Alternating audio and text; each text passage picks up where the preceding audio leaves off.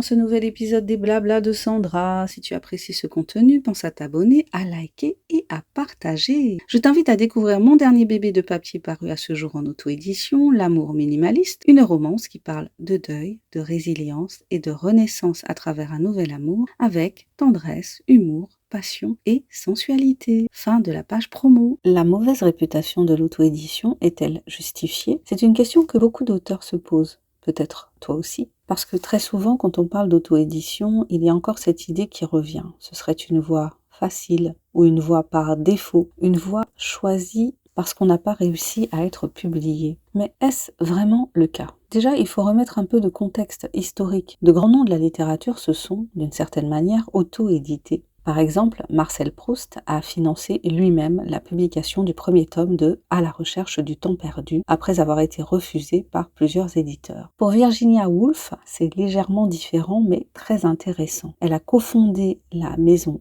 Hogarth Press avec son mari et y publiait ses propres œuvres. Ce n'est pas de l'auto-édition au sens moderne Amazon, mais c'est une forme d'indépendance éditoriale. On peut aussi citer Jane Austen, qui a publié certains de ses romans à compte d'auteur, c'est-à-dire en prenant le risque financier elle-même. Donc déjà, première chose importante, l'auto-édition ou des formes proches ont toujours existé. Simplement, à l'époque, c'était souvent le choix de ceux qui ne trouvaient pas d'éditeur. Aujourd'hui, ça a changé. Aujourd'hui, c'est devenu un vrai choix. Et notamment pour des raisons financières. Parce que quand tu passes par une plateforme comme Amazon avec Kindle Direct Publishing, tu peux toucher entre 30% et 70% de royalties sur un e-book. En édition traditionnelle, on est plutôt autour de 6% à 10% du prix public pour le papier et 20 à 25% du net éditeur pour le numérique. Donc oui, financièrement, il est souvent plus avantageux de s'auto-éditer à condition de vendre, évidemment. Parce que c'est là que se situe le vrai problème, la diffusion. Quand tu es auto-édité, tu es très peu présent en librairie et ça, c'est un énorme frein. Les éditeurs traditionnels, eux, apportent un réseau de distribution, une visibilité, une légitimité immédiate. Et ça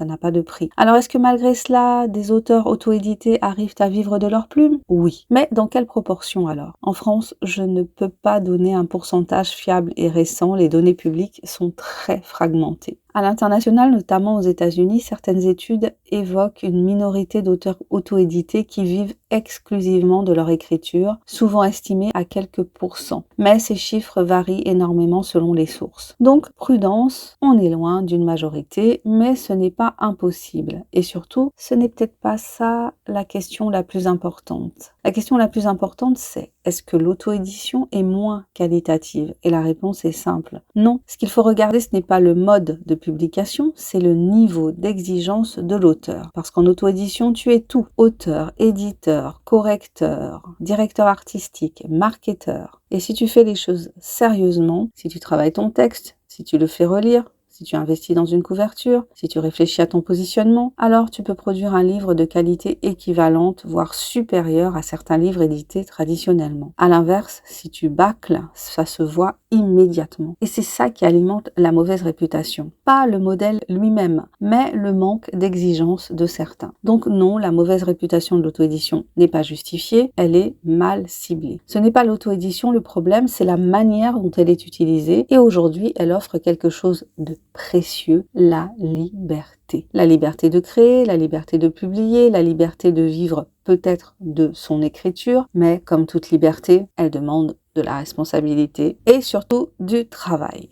Merci d'avoir écouté cet épisode des Blabla de Sandra. Si tu as aimé cette réflexion, n'hésite pas à partager ce podcast et à me dire quel est ton point de vue sur la question. Je te dis à très bientôt pour un nouvel épisode des Blabla de Sandra. Allez, abonne-toi, commente si tu l'oses, like et partage. Et pense à découvrir mon dernier bébé de papier paru à ce jour, L'amour minimaliste, une romance qui parle de deuil, de résilience et de renaissance à travers un nouvel amour avec tendresse, humour, passion et sensualité.